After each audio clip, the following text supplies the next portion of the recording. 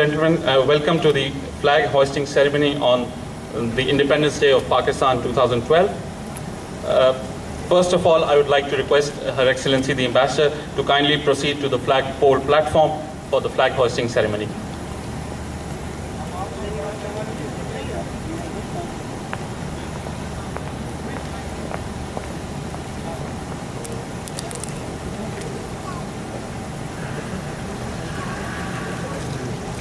मैंने बच्चे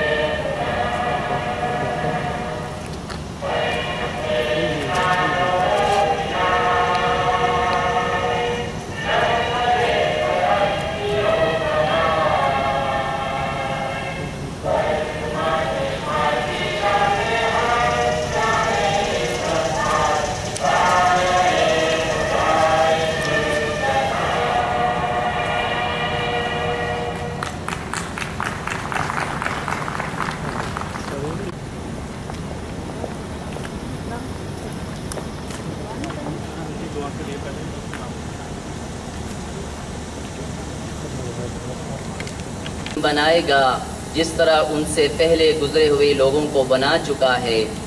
उनके लिए उनके उस दीन को मजबूत बुनियादों पर कायम कर देगा जिसे अल्लाह ताला ने उनके हक़ में पसंद किया है, और उनकी हालत खौफ को अमन से बदल देगा। बस वो मेरी बंदगी करें और मेरे साथ किसी को शरीक ना ठहराएं, और जो उसके बाद कुफ्र करे तो ऐसे ही लोग फासिक हैं। नमाज कायम करो, ज़कात अदा करो और रसूल सल्लल्लाहु अलैहि वसल्लम की इताअत करो ताकि तुम पर रहम किया जाए। व आखिरु दावाना अल्हम्दुलिल्लाहि रब्बिल आलमीन। The messages of the President and the Prime Minister on this occasion.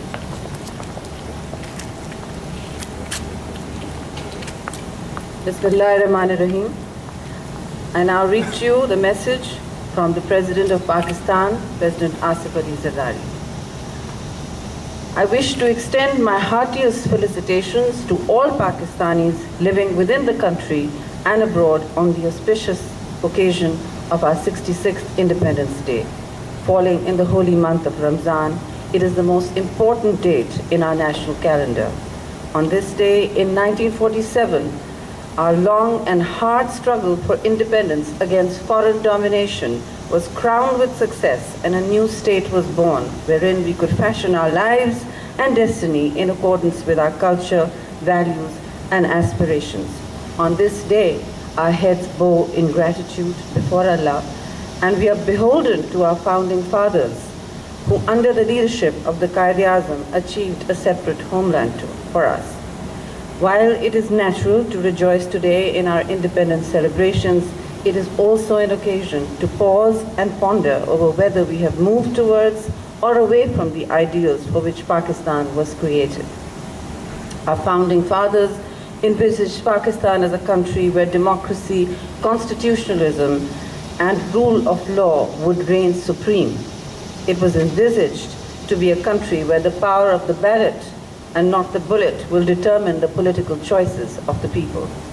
Countless lives were sacrificed for the achievement of these ideals, including that of the country's first directly elected Prime Minister, Shaheed Zulfikar Ali Bhutto, and the Muslim world's first elected woman Prime Minister, Shaheed Muhtarama Benazir Ali Bhutto.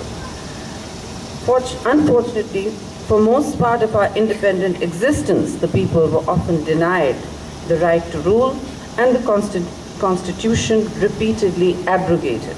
It is reassuring that the present Parliament unanimously restored to a large extent the democratic Constitution of 1973.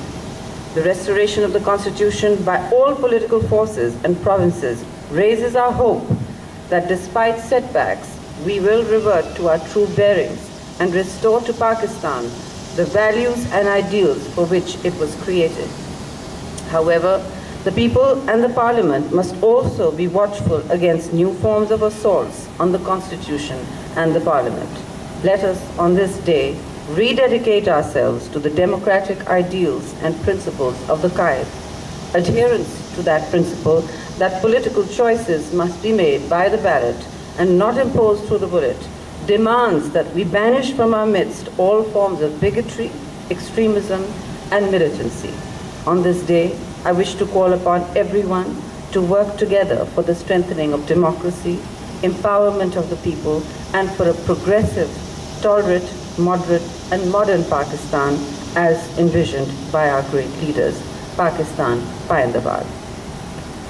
I now bring to you the message of the Prime Minister of Pakistan, the Honorable Raja Pervez Ashraf. On the auspicious occasion of the 66th day of independence, I would like to extend my felicitations to my countrymen, including overseas Pakistanis everywhere.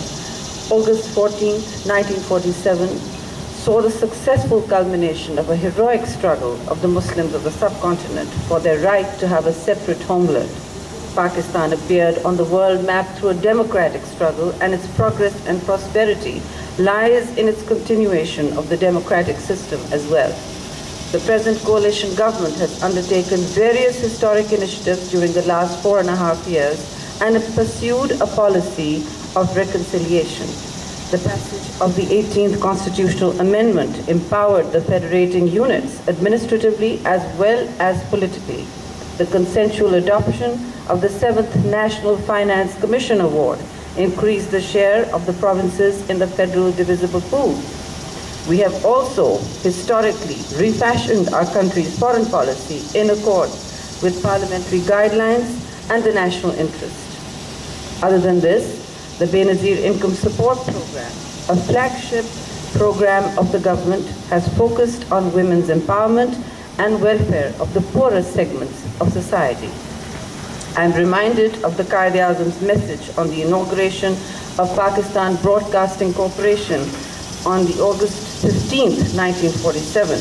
Quaid-e-Azam said, and I quote, "The creation of the new state has placed a tremendous responsibility on the citizens of Pakistan. It gives them an opportunity to demonstrate to the world how can a nation containing many elements live in peace and unity and work for the betterment of all its citizens, irrespective of caste and creed," end quote. I would like to take you back to the address made by the father of the nation to the Constituent Assembly on the 11th August 1947, and I begin quote, "You are free. You are free to go to your temples, you are free to go to your mosques or to any other place of worship in this state of Pakistan. You may belong to any religion or caste or creed. That has nothing to do with the business of the state," end quote. Let me assure my fellow citizens that in conformity with the guidelines laid out by the father of the nation, my government is committed to an equal status for minorities as citizens of the state. We are confronted with various challenges such as the energy crisis, the law and order problem, economic difficulties, terrorism, and extremism, which have slowed down the pace of socio-economic development. Despite all these difficulties, Pakistan today is a vibrant polity where the judiciary is independent, parliament is functioning, the media is vibrant, and civil society is active. We are a resolute and determined nation and can overcome these daunting challenges if we demonstrate tolerance, unity, solidarity, and understanding. This year, the 14th of August falls in the holy month of Ramzan. Thus, this holy month carries added significance for us. On this blessed occasion, we bow our head in eternal gratitude to Almighty Allah for His favors and pray for the security, unity, progress, and prosperity of our great country. Let us pledge to work together and commit ourselves to the progress and prosperity of our nation by setting aside our mutual differences so that this country can get its rightful place in the comity of nations.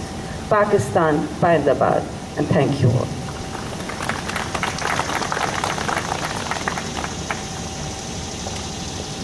Thank you, Excellency.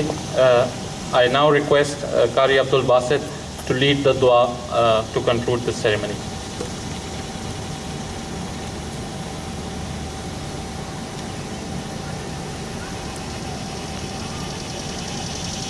या रब्बी लकल हम्दु कमा यंबगी लिजलाली वजहिक व अज़ीम सुल्तानिक अल्लाहुम्मा सल्लि अला मुहम्मदिन व अला आलि मुहम्मदिन कमा सल्लैत अला इब्राहीम व अला आलि इब्राहीम इन्नका हमीदुम मजीद अल्लाहुम्मा बारिक अला मुहम्मदिन व अला आलि मुहम्मदिन कमा बारकत अला इब्राहीम व अला आलि इब्राहीम इन्नका हमीदुम मजीद रब्बना ज़लमना अनफुसना व इन लम तग़फिर लना व तरहमना लनकूनन्ना मिनल खासिरीन।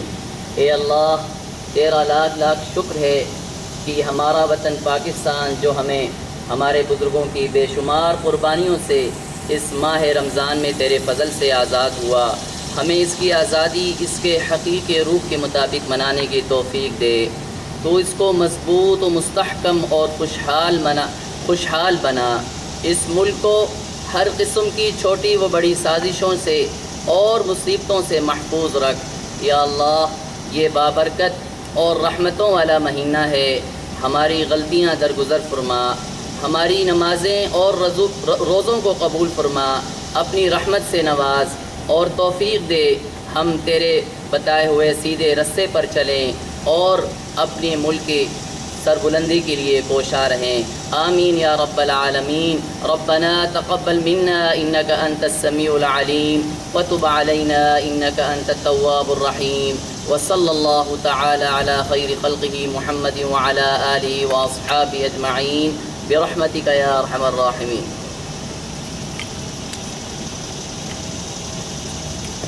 Ladies and gentlemen, that concludes the flag hoisting ceremony for today. I now request all of you to kindly proceed to the auditorium for the certificate distribution ceremony for our interns. Thank you.